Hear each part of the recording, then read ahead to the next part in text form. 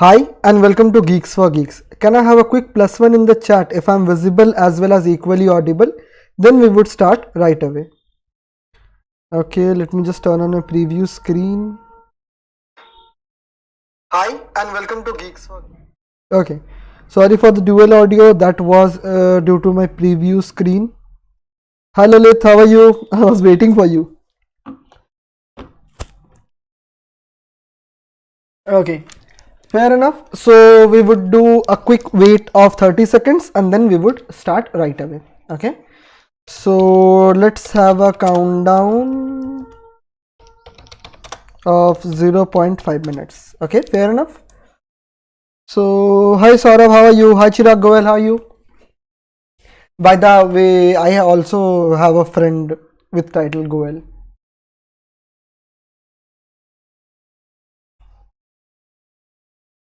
कौन सा कॉलेज से हो आप?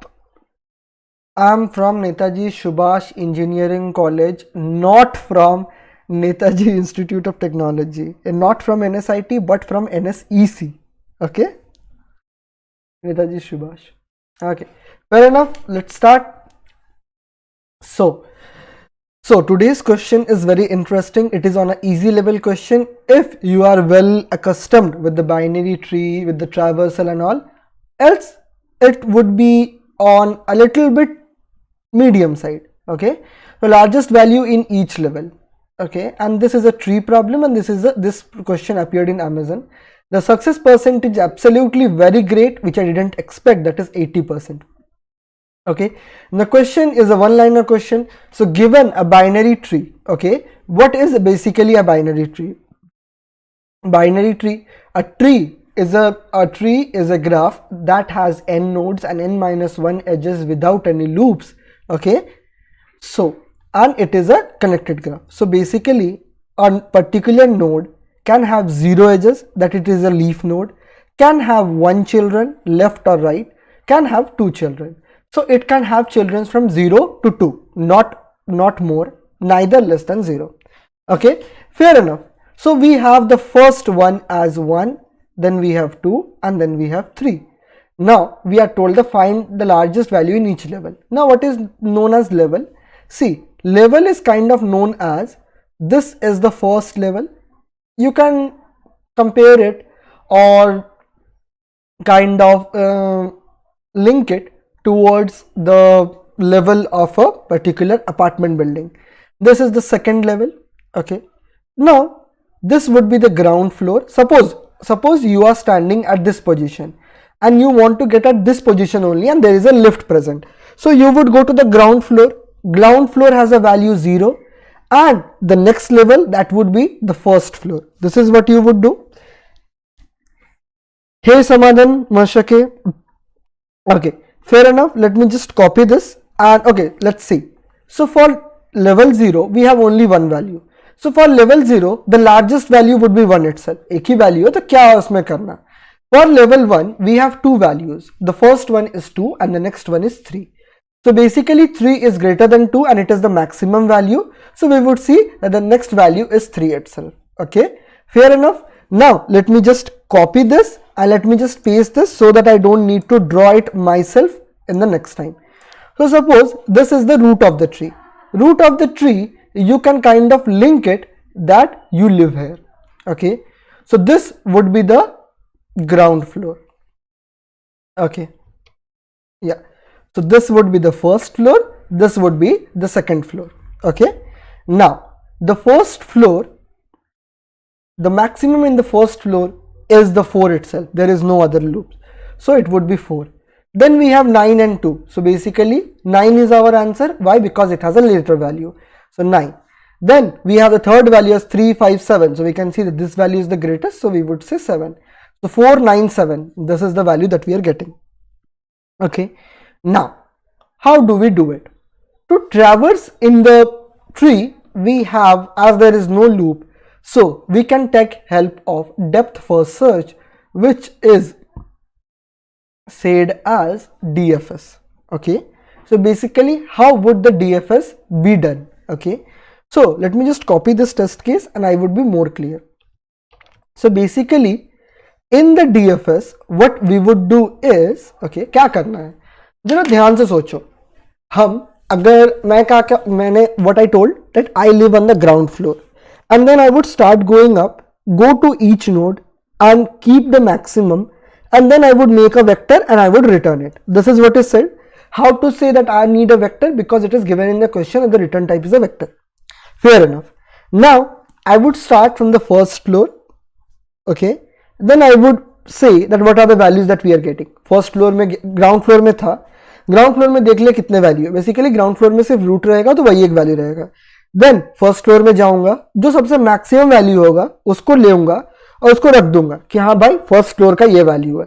देन सेकंड फ्लोर में, और ये साइकिल चलता रहेगा जब तक हम लोग पूरा नीचे नहीं आ जाते. ओके, पूरा नीचे मतलब व्हाट? पूरा नीचे to go till the very end means what? Till we reach a null node. Okay, so basically let's start the DFS. So we would go to we would pass the route with the height as 0. So 1 would be passed with the, so basically what is the, let us first revise what is the code of DFS. So basically DFS is nothing but we can say it can have or it can't have a return type. Okay, so we can say it accepts the source and you can add features to it, and here we would be adding a feature known as height. So basically we would go till we reach the very end. Okay, reach the very end means that the particular source is equal to null. So if source is equal to null, then we would simply return. Or else what we can do, there are at most 2 children, so we can either move on the left side, either move on the right side. So we would say that DFS would go from the source to S of left. Okay, and let us keep the height as of now, and DFS of S of right, and height would be same itself. Okay, now suppose we have a thing like this and we are passing this as the source. Then if the floor value, or not floor value, if the level of this is x, then this one would be x plus 1 and this one would also be x plus 1. So basically this would be nothing but h plus 1 and h plus 1, and we would have a vector where for each, or vector or a map or a hash map. Why I am not taking hash map, why I am prioritizing more over vector? Because vector would provide us constant operation for each hashing, but hash map, if you take unordered map, it has an average time complexity of big O of 1, but the worst time complexity is big O of n square. And now considering about map has a time complexity of log n. So why to go in that way? So let's go stick with the vector one where we don't have any worst case. So basically what we can do is we would take hold of this height, okay, and we have till 10 to the power 5, so that is pretty much feasible. So V of this particular height is equal to max of V of h, the previous value and the current value, that is S of data, whatever is stored in this. Okay, fair enough. This is the code itself. Okay, then there are few things that we would have a vector, then we would pass the vector with pass by reference. If you don't know pass by reference, quickly ask me. Then these all things, okay, and this is quite clear still. And then the thing is that we would initialize, see, we can't have the length of the tree, we can't have the height of the tree. If we want to have the height of the tree, what we need to do is we need to go to the tree and we need to count the height. But instead of doing that, I am taking the upper bound, that is 10 to the power 5, and we are hashing it, and then whatever the values which are not there, we would simply assign it. Okay, so let's go to the code. So basically we are having negative weights and 10 to the power 5 plus 1. Why? Because it is 0 index, so we need to have 1 plus 1, and height initially is 0. So first floor where we are standing will have the value 0. Then we are passing the root of the tree with the vector itself. Okay, then this answer. Why this answer? Because suppose the height is 0, 1, 2, 3, 4, 5, 6. The vector would have 10 to the power 5.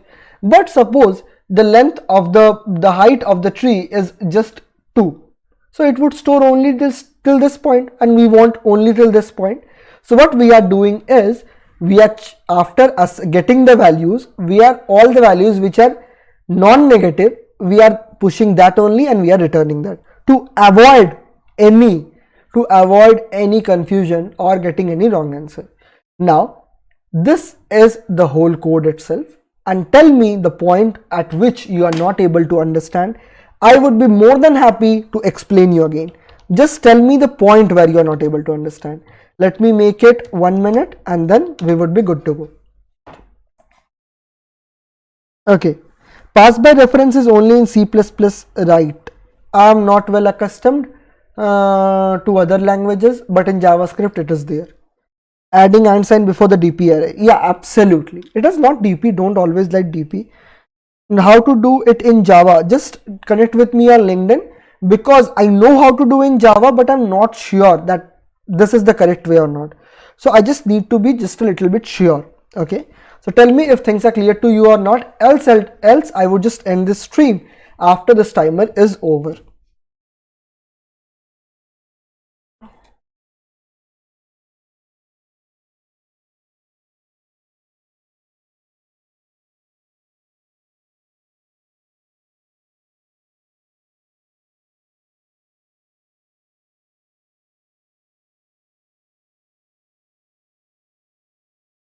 Okay, that's great. We have no doubts in this question.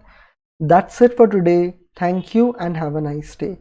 If you are seeing the video for the recent time, that is like tomorrow or day after tomorrow, then you can comment your doubts. Else the thing is that to keep a track of all the old videos is a very bit difficult. So you can connect with me on LinkedIn and you can ask me any doubts there. Okay, but remember that you need to try on your own, then you need to connect with me. Thanks a lot. Hope you do fine.